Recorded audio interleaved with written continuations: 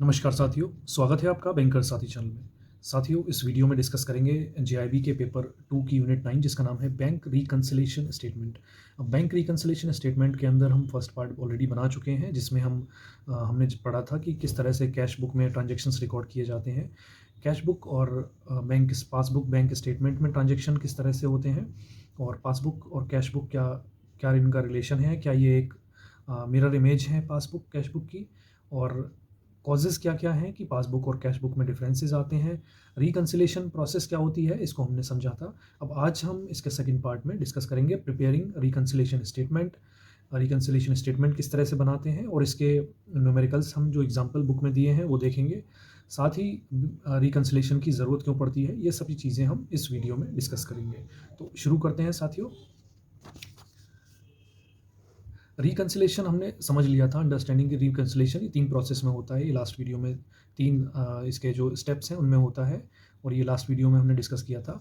अब हम देखेंगे साथियों कि रिकंसिलिएशन स्टेटमेंट जब हमें बनाती हैं, जब हमने समझ लिया कि रिकंसिलिएशन प्रोसेस क्या है और कैश बुक और पासबुक में डिफरेंस है, तो उनको किस तरह से हम रिकंसाइल करेंगे, उनको किस तरह से हम बनाएंगे, तो इनमें क्या-क्या चीज़ें ली जाती हैं, तो वो हम देखते हैं। इस तरह का एक हम बैंक रिकंसिलिएशन स्टेटमेंट बना सकते हैं। कुछ एक एग्जांपल दिया हुआ है, इलस्ट्रेट किया हुआ है कि इस तरह ये सारी चीज़ें लेके और एक बैंक रिकंसिलिएशन स्टेटमेंट बनाई जा सकती है। जैसे कि हम सबसे पहले जो है बैंक स्टेटमेंट को लेंगे, तो बैंक स्टेटमेंट की जब हम डिटेल डालेंगे तो क्लोजिंग बैलेंस बैंक स्टेटमेंट का कितना है, उसके बाद में एडजस्टमेंट कौन-कौन से हमें बैंक स्टेटमेंट में करने हैं। कुछ ऐसे जो चेक हैं जो डिपॉजिट कर दिए गए हैं लेकिन वो क्या हुए हैं, अभी क्रेडिट नहीं हुए हैं।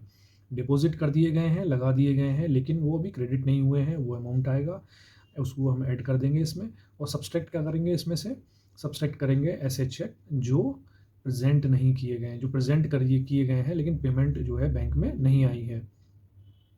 यानी कि जो चेक हमने इशू किए हैं और सामने वाली पार्टी जिसको हमने दिए हैं वो अपनी जेब में लिए घूम रही है, घर रख के बैठा है वो बंदा, उसने बैंक में प्रेजेंट नहीं किए हैं पेमेंट के लिए। तो इनको एडजस्ट करने के बाद में हमारे पास आएगा adjusted balance in the bank statement. Bank statement में जो एडजस्टेड बैलेंस है वो हमारा फाइनल यहाँ पर आ जाएगा। इसी तरह से हम कैश बुक को भी ठीक करेंगे। कैश बुक को जो हमारा बैलेंस कैश बुक में आ रहा है पहले हम उसे लिखेंगे, उसके बाद क्या करेंगे, उसको एडजस्टमेंट उसमें करेंगे, ऐड और सब्सट्रैक्ट क्लैरिकल एरर, कि अगर कोई क्लैरिकल एरर है 10,000 को 1,000 लिख दिया है, 1,000 को 100 रुपये लिख दिया है, कुछ जीरो इधर उधर कर दिया है, कोई भी एंट्री अगर हमने गलत हमसे हुई है, क्लैरिकल एरर हुआ है, तो उसको हम ठीक करेंगे, उसको हम ऐड या सब्सट्रैक्ट करेंगे जिस तरह से भी हो। दूसरा हमारा जो इसमें एंट्री आएगी वो है हमारा credit entry, shown in the bank statement but not appearing in cash book. ऐसी क्रेडिट एंट्री जो क्या है बैंक स्टेटमेंट में तो है, जैसे इंटरेस्ट वगैरह मिला है तो बैंक स्टेटमेंट में तो आ गया है, लेकिन हमारे कैश बुक को नहीं पता था, कैश बुक में वो एंट्री नहीं आई है, तो उसे हम यहाँ पर लिख देंगे। साथ ही हम सब्सट्रैक्ट कर देंगे कौन सी एंट्री, डेबिट एंट्री, जो हमारी बैंक स्टेटमेंट में डेबिट एंट्री है वो उनको हम सब्सट्रैक्ट कर देंगे। कोई चार्जेस वगैरह कटे हैं तो वो क्योंकि बैंक स्टेटमेंट में है, कैश बुक में नहीं है, तो जो चार्जेस वगैरह कटे हैं उनको हम सब्सट्रैक्ट कर देंगे और वो हम मेंशन यहाँ पर कर देंगे। इनको फिर फर्दर एडजस्ट करने के बाद में हमारे पास जो आएगा वो आएगा हमारा adjusted corrected cash book balance, जो कि हम यहाँ पर लिख देंगे। तो इस तरह से इन दोनों को टैली हो जाना चाहिए। और अब इसमें होता क्या है साथियों, बैलेंस जनरली जो है दोनों के जो हम रिकंसाइल जो कर रहे हैं हमने, बैलेंस बी और बैलेंस ए, यानी कि जो कैश बुक का बैलेंस है और जो हमारी पासबुक का बैलेंस है, जो एडजस्टमेंट करने के बाद में वो जनरली रिकंसाइल हो जाते हैं। लेकिन अगर clerical error are to be added to the net impact is increase in debit and vice versa. It is computerized environment. The likelihood of occurrence of clerical error is very low.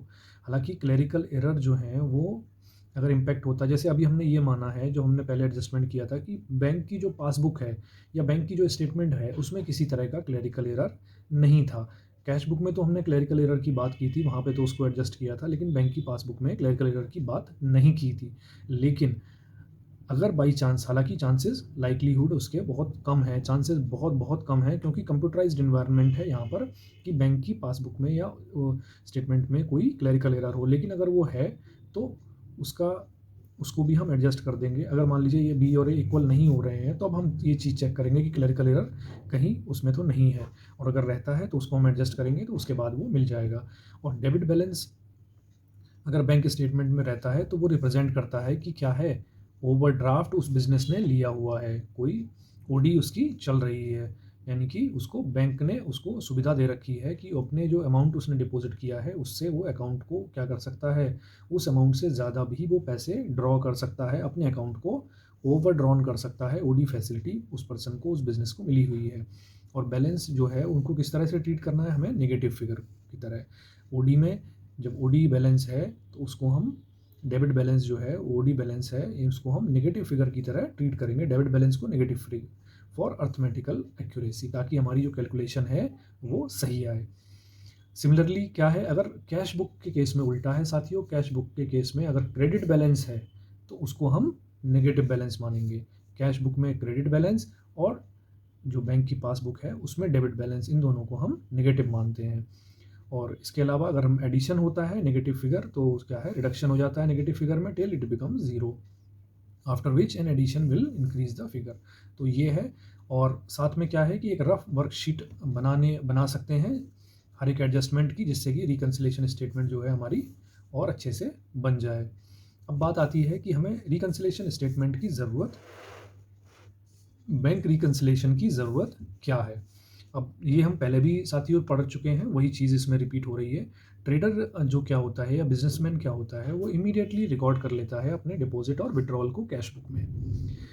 लेकिन bank क्या करता है, bank के case में record उसी date में होंगे जहाँ पर चेक क्लियर हो जाएंगे, या फिर जब पैसा जो है या फिर जो चेक हमने दिए हैं, इशू किए हैं, वो प्रेजेंट किए जाएंगे पेमेंट के लिए ओवर द काउंटर।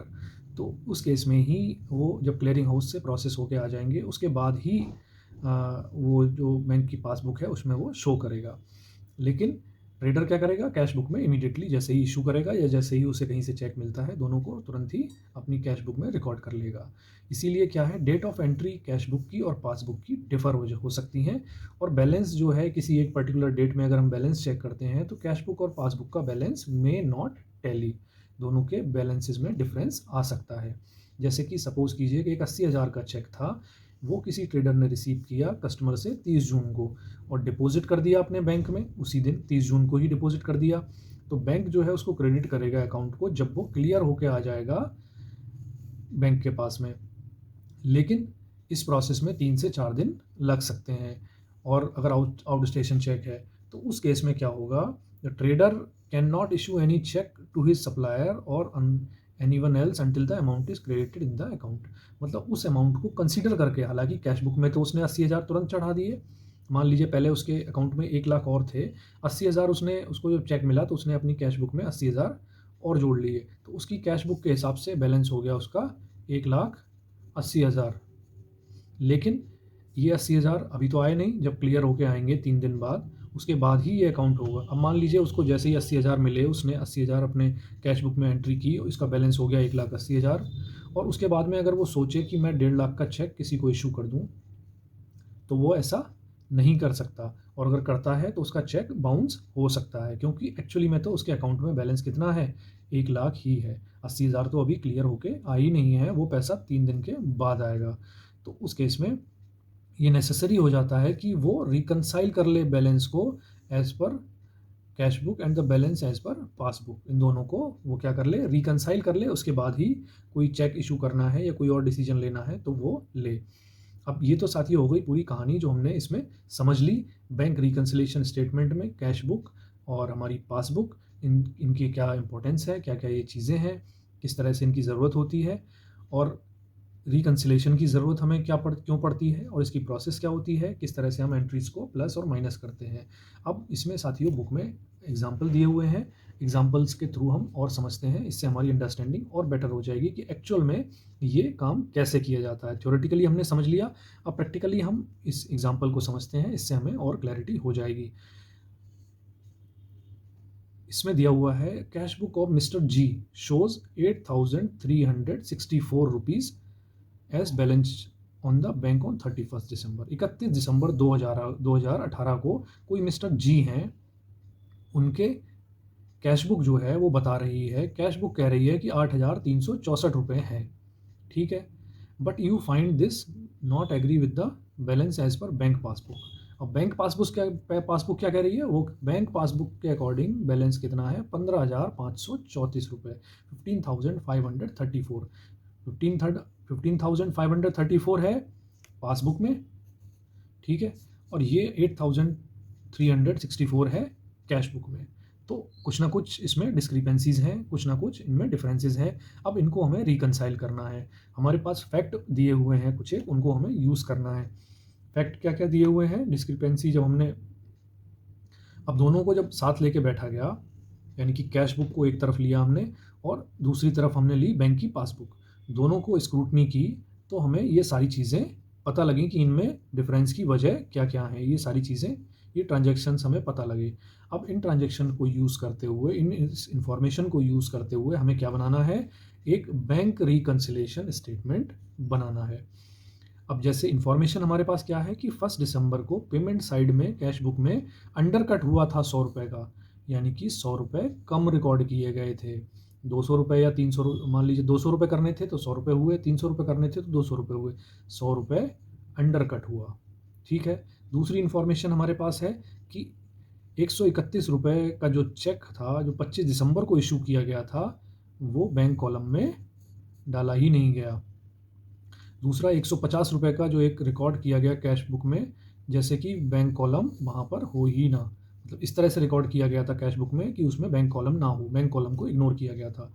18 दिसंबर को डेबिट बैलेंस 1526 रुपये, 1526 रुपये का प्रीवियस डे का जो था, उसको ब्रॉड फॉरवर्ड किया गया था एज अ क्रेडिट बैलेंस, यानी कि डेबिट बैलेंस था और जब आगे लेके आए तो उसको एज अ क्रेडिट बैलेंस कर दिया, डेबिट की जगह उसको क्रेडिट कर दिया। Of the total cheque amounting 11,514 रुपये drawn on the last week of December, इतने अमाउंट जो है वो ड्रॉ किए गए थे। Cheque aggregating 7,815 were encashed in the December, इतने हमने चेक जो है वो इशू किए थे, ड्रॉ करने थे, लेकिन 7,815 के ही चेक जो थे वो इनकैश किए गए दिसंबर में। डिविडेंड 250 रुपये का कलेक्ट किया गया बैंक के द्वारा, लेकिन सब्सक्रिप्शन 100 रुपये पे किया गया। ये जो है वो रिकॉर्ड ही कैश बुक को पता भी नहीं चला, ये रिकॉर्ड नहीं हुए। One outgoing cheque 350 rupees was recorded twice in the cash book, ये 350 रुपये का जो था ये इसको 2 बार कर दिया गया। तो ये इतनी सारी हमारे पास इंफॉर्मेशन है। अब इस इंफॉर्मेशन के बेस पे हमें बनाना है बैंक रिकन्सिलेशन स्टेटमेंट। तो कैसे बनाएंगे देखते हैं। अब सबसे पहले तो हम एक डिपॉजिट, एक रफ क्या है, correction of cash book for errors, यानी कि सबसे पहले तो हम गलतियां देखेंगे और कोई एंट्री नहीं लेंगे, केवल हम किनको कंसीडर करेंगे, एरर्स को कंसीडर करेंगे कि कैश बुक में एरर कहाँ कहाँ हुए हैं। जैसे कि एक गलती क्या है, अब इसमें एरर देखते हैं साथियों, एरर कहाँ कहाँ हुए हैं पासबुक में, जो इन्फॉर्मेशन है हमारे पास। तो इसमें एक जो है एरर है, ये 100 रुपीज़ जो था, 100 रुपीज़ की अंडर कास्टिंग हुई, तो ये हमारा एरर है, इसको हम ई कर देते हैं, इसको हम सही जगह देखते हैं कहाँ रखना है इसको, जो 100 रुपीज़ की अंडर कास्टिंग हुई। दूसरा है हमारा एक चेक जो इशू किया गया वो बैंक कॉलम में लिया ही नहीं गया, तो ये भी क्या है, कैश बुक का एरर है, मैनुअल एरर, क्लरिकल एरर किया गया। तीसरा है हमारा 150 रुपीज़ जो हैं वो कैश बुक में जो डिपॉजिट आए थे उनको इस तरह से रिकॉर्ड किया गया जैसे कि कोई बैंक कॉलम हो ही ना, तो ये भी हमारा क्या है, एरर है, एरर इन रिकॉर्डिंग। नेक्स्ट हमारा जो 18 दिसंबर को जो क्या था, डेबिट बैलेंस था, एक्चुअल में डेबिट बैलेंस था, लेकिन उसको क्या किस तरह से लिया है, क्रेडिट बैलेंस में, तो ये क्या हो जाएगा, इंटू 2, डबल, इसके इम्पैक्ट कितना होगा, डबल इम्पैक्ट होगा इसका, क्योंकि पहले तो क्रेडिट में बैलेंस था, अब तो जीरो से भी कम हो गया, यानी कि पहले इसको ज़ीरो होगा, उसके बाद में फिर डेबिट में क्रेडिट में जाएगा, तो इसका इम्पैक्ट जो होगा वो कितना होगा, 1526 रुपये नहीं होगा, इसका इम्पैक्ट होगा डबल, इंटू 2, ठीक है। तो ये सारी चीज़ें हैं। और बाकी हमारा है एक डिफरेंस, हमारा एरर, ये दोनों तो हमारे जो है वो रिकन्सिलेशन का पार्ट है। और तीसरा हमारा जो लास्ट जो हमारा जो गलती है, one outgoing cheque of 350 was recorded twice in the cash book, तो ये भी हमारा एरर है। तो कितने एरर हैं हमारे, 1 2 3 4 5, ठीक है। इन पांचों एरर्स को हम देखते हैं, हमें इन पांचों गलतियों को कैश बुक से हटाना है, उनको ठीक करना है। तो अब हम देखते हैं इसको किस तरह से हमने रफ जो वर्कशीट बनाई है अपनी कैश बुक करेक्ट करने के लिए, उसको हम किस तरह से रिकॉर्ड करते हैं। पहला हमने देखा था कि 100 रुपये का जो था अंडरकास्ट किया गया था, यानी कि कम रिकॉर्ड किए गए थे, तो क्या होगा, इसको हम 100 रुपीज़ क्या है क्रेडिट साइड में बढ़ा देंगे। दूसरा क्या था हमारा, एक चेक था 131 रुपये का जो 25 दिसंबर को इशू किया गया था, लेकिन उसे बैंक कॉलम में नहीं लिया गया था, तो इसको भी हम 131 रुपये को क्रेडिट साइड में ले लेंगे। साथियों, क्रेडिट साइड में इसलिए लेंगे क्योंकि इसका जो रूल होता है हमारी कैश बुक का वो क्या है, debit what comes in, credit what goes out. तो ये 131 रुपये का बाहर जा रहा है बिजनेस से, इसको हम क्रेडिट साइड में लेंगे। ठीक है, 2 गलतियां हमने सुधार ली। तीसरी गलती हमारी जो कैश बुक में हुई वो थी कि एक 150 रुपये का जो कैश था वो इस तरह से रिकॉर्ड किया गया जैसे कि वहाँ पर बैंक कॉलम हो ही ना, यानी कि बैंक कॉलम को इग्नोर किया गया। तो वो हम 150 रुपये की एंट्री यहाँ पर डेबिट साइड में डाल देंगे। फोर्थ हमारा कौन सा हुआ, एक जो बैलेंस था 1526 रुपये का, वो क्या था,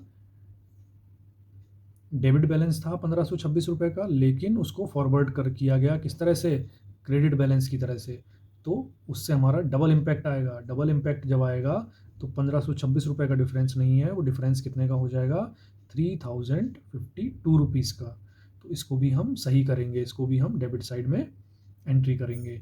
तीसरा, एक हमारा 350 रुपीज़ का जो चेक था वो 2 बार रिकॉर्ड हो गया, तो हमें 2 बार रिकॉर्ड नहीं करना है, उसको हम एक बार ही रिकॉर्ड करना होता है, तो उसको हम एक बार क्या करेंगे, डेबिट साइड में रिकॉर्ड कर देंगे। क्योंकि 2 बार कहाँ रिकॉर्ड हुआ होगा, आउटगोइंग चेक था, 2 बार क्रेडिट में रिकॉर्ड हो गया होगा, तो एक बार हम डेबिट में करेंगे तो फिर एक एंट्री उससे कैंसिल हो जाएगी, तो इसीलिए हम इसको भी डेबिट में रिकॉर्ड करेंगे। तो इन सबको जब हम इन सब चीज़ों को निकालेंगे तो हमारा डेबिट बैलेंस में जो गलतियाँ आएंगी वो कितनी है, 3552 रुपये, 3552 रुपीज़ की मिस्टेक हमारी किस में है, डेबिट बैलेंस में। और क्रेडिट बैलेंस में हमारा कितना इम्पैक्ट है, 2231 रुपीज़ का। तो इन दोनों को जब हम एडजस्ट करेंगे तो नेट जो है हमारा डेबिट बैलेंस कितना आ रहा है, 3321 रुपीज़। ये हमारा क्या है, एरर, जो क्लरिकल एरर की वजह से जो डिफरेंस था वो कितना है, तो ये नेट डेबिट बैलेंस है इतना, ये हमारा एरर है। अब इसको हम एडजस्ट करेंगे, कैसे करेंगे देखते हैं। अब एक बार हमने गलतियां निकाल ली, उसके बाद हम देखते हैं कि अब जो रिकन्सिलेशन स्टेटमेंट है वो साथियों कुछ इस तरह की बनाई जाती है। इसमें हमारा एक जो कॉलम है ऊपर वाला वो किसका है, वो हमारा बैंक स्टेटमेंट का कॉलम है। सेकंड कॉलम हमारा जो है वो कैश बुक का कॉलम है। तो इन दोनों के कॉलम अलग अलग हैं, इनमें किस तरह से एंट्री प्लेस करनी है वो हम देखते हैं। अब इसमें साथियों हमने देख लिया है ऑलरेडी कि जो एरर्स थे उनको हम एडजस्ट कर चुके हैं, तो उनको हम दोबारा से कंसीडर नहीं करेंगे, उनको हम दोबारा से नहीं लेंगे। अब हमारे पास जो बचता है वो क्या बचता है, हमारे पास बचते हैं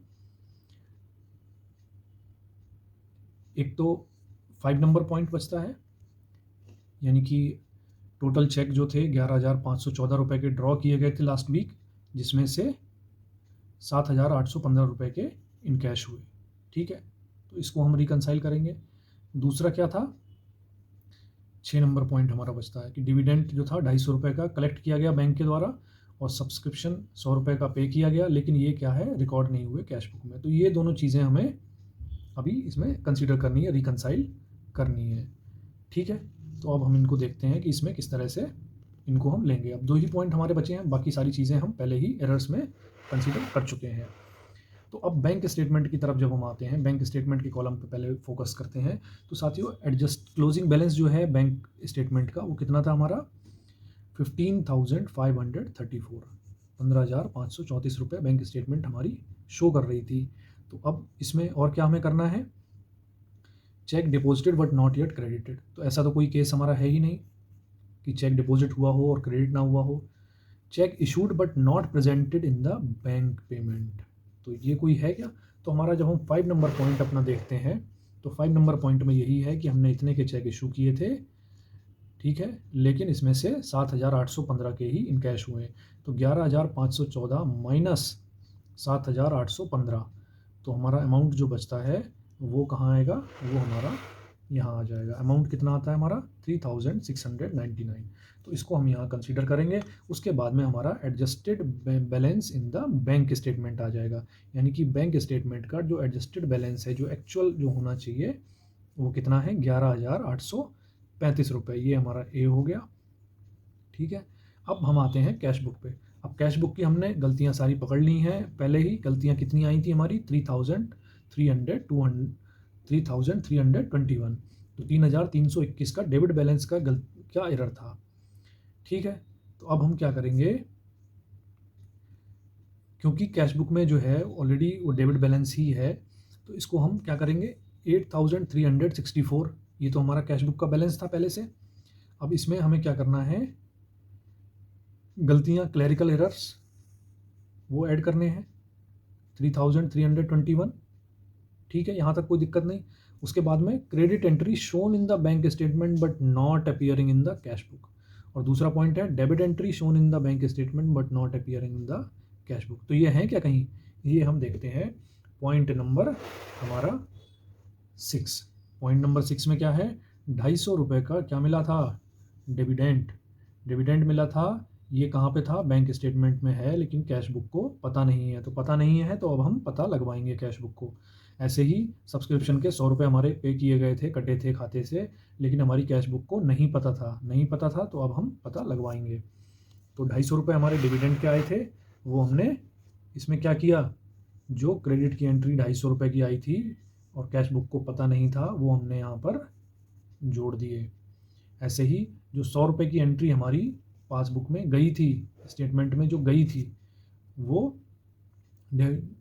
वो हमने क्या कर दी, यहाँ पर माइनस कर दी। माइनस करने के बाद हमारा जो आया बैलेंस वो आया 11,835। और हमारा पहले इसका बैलेंस कितना था, ये भी 11,835। तो हमारा जो adjusted balance of bank statement और एडजस्टेड और करेक्टेड कैश बुक बैलेंस, ये दोनों क्या हो गए हमारे, टैली हो गए। तो ये और कुछ नहीं है, यही हमारी क्या है, बैंक रिकन्सिलेशन स्टेटमेंट है। तो आई होप कि आपको साथियों बिल्कुल क्लियर हो गया होगा, इससे कोई दिक्कत अब आगे कोई भी न्यूमेरिकल करने में नहीं होगी। एक और एग्जाम्पल साथियों देखते हैं, एग्जाम्पल 2 है। इसमें क्या है, prepare a bank reconciliation statement on 30 April 2019 को हमें क्या करनी है, एक बैंक रिकन्सिलेशन स्टेटमेंट बनानी है फ्रॉम द फॉलोइंग पर्टिकुलर। जो नीचे इन्फॉर्मेशन दी है उसके हिसाब से हमें बनानी है। इन्फॉर्मेशन क्या दी हुई है, पहला तो ये है कि overdraft balance as per passbook was 12,000। Overdraft balance है साथियों, तो ओवरड्राफ्ट बैलेंस मतलब डेबिट बैलेंस है, वो पार्टी क्या कर रही है, ओवरड्राफ्ट एंजॉय कर रही है। तो डेबिट बैलेंस 12,000 का है। एंड क्रेडिट बैलेंस एज पर पास कैश बुक वॉज 12,300। तो आपको पता है साथियों कि 12 ओवरड्राफ्ट में जो बैलेंस होगा, यानी कि डेबिट बैलेंस पासबुक का और क्रेडिट बैलेंस किसका, कैश बुक का, ये दोनों क्या है, ये दोनों हमारे नेगेटिव बैलेंस में शो करते हैं। इन दोनों को हम नेगेटिव बैलेंस की तरह ट्रीट करते हैं। 28 अप्रैल को क्या हुआ, cheque have been issued for ₹7,000 of which cheque of 3,000 only has been encashed up to 30 April 2019। 7,000 का चेक इशू किया गया था, जिसमें से 3,000 ही ओनली यूज़ हुए, 4,000 को यूज़ नहीं किया गया। 4,000 जो है वो पार्टी जिसको दिया था वो जेब में रही है, अपना चेक टहल रहा है, घर बैठा है। Cheque amounting 3,500 has been deposited into bank for collection. हमें कहीं से 3,500 के चेक मिले थे, हमने डिपॉजिट कर दिए बैंक में कलेक्शन के लिए, लेकिन आउट स्टेशन चेक था। अब वो अभी तक केवल 500 रुपये के चेक ही क्लियर हुए हैं उसमें से, और वही हमारे अकाउंट में क्रेडिट हुए हैं, पासबुक में क्रेडिट हुए हैं। बाकी 3,000 के अभी पेंडिंग है, क्लियरिंग में लगे हुए हैं, अभी हमें अकाउंट में हमारे आए नहीं हैं। तो अब ये इसमें डिफरेंस है। अब इन्हीं को हम देखेंगे किस तरह से हमें रिकंसाइल करना है। और क्या क्या दिया हुआ है हमें, और दिया हुआ है कि bank has charge and interest on overdraft of 500। Bank ने 500 रुपये का क्या लगा दिया है, चार्ज लगा दिया है, जिसका इंटीमेशन हमें 30 तारीख तक मिला ही नहीं, हमें मिला 4 मई को। हम कब का बना रहे हैं ये, हम बना रहे हैं रिकन्सिलेशन स्टेटमेंट एज ऑन 30 अप्रैल। तो तब तक हमें इसके बारे में जानकारी नहीं थी कि 500 रुपये हमारे में ब्याज और लग गया है। बैंक पासबुक एक शो कर रही है कि 1,000 का क्रेडिट हुआ है represent 400 paid by debtor directly into the bank और 600 collected by bank in respect of interest. 400 रुपये हमारे डेप्टर ने हमें हमारे खाते में डाल दिए, ये हमारे अकाउंट में शो कर रहे हैं पासबुक में, और 600 रुपये जो है बैंक ने कहीं से कलेक्ट किए हैं, जो इन्वेस्टमेंट कुछ हमने कर रखी थी वहाँ से हमें मिला है, तो वो 600 रुपये हमारे अकाउंट में शो कर रहे हैं, लेकिन इसके बारे में हमारी कैश बुक को कोई खबर नहीं है। नेक्स्ट है कि बैंक ने क्या करा है, 1200 रुपये का डेबिट कर लिया है। कहाँ डेबिट करा है, लाइफ इंश्योरेंस प्रीमियम हमारे खाते से कि उसकी किस्त काट ली है, और जिसकी एडवाइस क्या है 6 तारीख को शो होगी, 6 तारीख को इशू की जाएगी। तब तक हमारी कैश बुक को 1200 रुपये जाने का पता भी नहीं है। तो अब ये सारी चीज़ें हैं। अब इन सारी इन्फॉर्मेशन को लेकर हम किस तरह से अपनी बैंक रिकन्सिलेशन स्टेटमेंट बनाएंगे, किस तरह से इनको एंट्रीज़ को एडजस्ट करेंगे, तो वही हमें देखना है। अब इसमें साथियों 2 कॉलम जैसे कि हमारे बनते हैं, है ना। इसमें एक चीज़ बता दूं, इसमें आप अगर सोच रहे होंगे कि इसमें हमने कैश बुक के जो एरर्स हैं उनके लिए कोई रफ शीट क्यों नहीं बनाई, जैसे हमने पिछले एग्जाम्पल में बनाई थी एरर्स की रफ शीट। तो अगर हमें दिया हुआ नहीं है, जो भी हमें इन्फॉर्मेशन मिली है, इसमें जो पॉइंट दिए हुए हैं उसमें कहीं भी ऐसा कोई जिक्र नहीं है, ऐसी कोई इन्फॉर्मेशन नहीं है, ऐसा कोई पॉइंट नहीं है जहाँ पर ये कहा गया हो कि कैश बुक में अंडर कटिंग हुई, ओवर कटिंग हुई, यानी कि कुछ पैसे कम रिकॉर्ड हुए, 1000 के 2000 कर दिए, 200 के 500 कर दिए, या 500 के 100 कर दिए। इस तरह का कोई भी गलत रिकॉर्डिंग कैश बुक में होने की जानकारी हमें नहीं दी गई है। तो हम क्या मान के चलेंगे, हम मान के चलेंगे कि उस कैश बुक में किसी तरह का क्लैरिकल एरर उसमें नहीं है। तो जो भी हमें करना है, क्या करना है, रेक्टिफिकेशन नहीं होगा, क्योंकि एरर कोई नहीं है तो रेक्टिफाई कुछ नहीं करना है। हमें क्या करना है, हमें सिर्फ रिकंसाइल करना है, रेक्टिफाई नहीं करना है, रिकंसाइल करना है। और रिकंसाइल करने के लिए हमें केवल 2 कॉलम की ज़रूरत है। पहला है हमारा बैंक कॉलम, बैंक स्टेटमेंट का कॉलम, दूसरा है हमारा कैश बुक का कॉलम। अब बैंक स्टेटमेंट के कॉलम में जैसे कि हमें बताया गया था कि 12,000 रुपये जो है, एक बार दोबारा देखते हैं साथियों, 12,000 जो है हमारा शो कर रहा है, कौन, पासबुक शो कर रही है, और 12,300 कौन शो कर रहा है, 12,300 हमारी कैश बुक शो कर रही है। तो ठीक है, हमने 12,000 हमारे बैंक स्टेटमेंट में दिखा दिए और 12,300 हमारी कैश बुक में दिखा दिए। तो 12,000 जो हमारी बैंक स्टेटमेंट शो कर रही है, तो उसके बाद में हमारे 2 पॉइंट हैं, पिछली बार भी हमने ये देखा था, cheque deposit but not yet credited. Cheque हमने लगा दिए अपने खाते में। आपको ध्यान है ना साथियों कि हमें कितने के चेक मिले थे, 3,500 के चेक मिले थे, जिसमें से केवल 500 रुपये हमारे खाते में आए हैं, 500 रुपये पासबुक में आए हैं, 3,000 अभी भी कहाँ हैं, क्लियरिंग में है। कौन सा पॉइंट है, ये है हमारा पॉइंट नंबर 3। पॉइंट नंबर 3 है साथियों, जहाँ पर 3,500 हमें मिले थे, 3,500 में से 500 हमारे खाते में आए हैं, बाकी 3,000 अभी क्लियरिंग में हैं, अभी आए नहीं हैं। तो ये 3,000 हमें डालने हैं। ऐसे ही पॉइंट नंबर 2 में क्या है, 7,000 के चेक हमने इशू किए थे, 3,000 के कैश हो गए हैं और 4,000 अभी प्रेजेंट नहीं किए गए हैं, तो इसको भी हमें यूज़ करना है। तो इन दोनों फिगर को हम यूज़ करते हैं। 3,000 तो वो हमने डाल दिए जो हमने इशू किए थे, लेकिन 3,000 वो डाल दिए हमने जो हमें मिले थे, हमें 3,500 के मिले थे, 3,500 के मिले थे, 500 जिसमें से क्या है हमारे खाते में आ गए, 3,000 अभी हमारे क्लियरिंग में है, तो वो 3,000 हमने यहाँ डाल दिए। ऐसे ही हमने 7,000 के चेक इशू किए थे, जिसमें से 3,000 जो है वो पार्टियों ने ले लिए हैं, लेकिन 4,000 जो है, 4,000 जिनको दिए हैं चेक, वो क्या करें हैं, वो जेब में रख कर बैठे हैं घर पे, उन्होंने अभी बैंक में प्रेजेंट नहीं किए हैं, तो वो 4,000 भी हम यहाँ पर एडजस्ट करेंगे। तो ऐड होंगे हमारे 3,000, क्योंकि 3,000 और आने वाले हैं, माइनस होंगे 4,000, क्योंकि 4,000 हमारे पास से और जाने वाले हैं जब वो प्रेजेंट होंगे। तो हमारा जो एडजस्टेड बैलेंस जो आएगा वो, क्योंकि माइनस में है तो ये माइनस में हमारा आएगा 13,000। ठीक है, तो ये 13,000 हमारा आएगा। ऐसे ही अब हम आते हैं कैश बुक पे।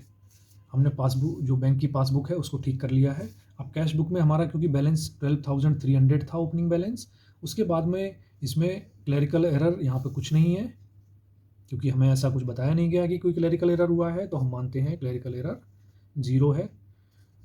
ऐड क्या करना है हमें, credit entry shown in the bank statement but not appearing in the cash book. ऐसी क्रेडिट एंट्री जो बैंक स्टेटमेंट में है लेकिन हमारी पासबुक को, उसकी, हमारी कैश बुक को उसकी खबर नहीं है। तो ऐसी कौन सी क्रेडिट एंट्री थी हमारे पास? हमारे पास ऐसी क्रेडिट एंट्री थी कौन सी?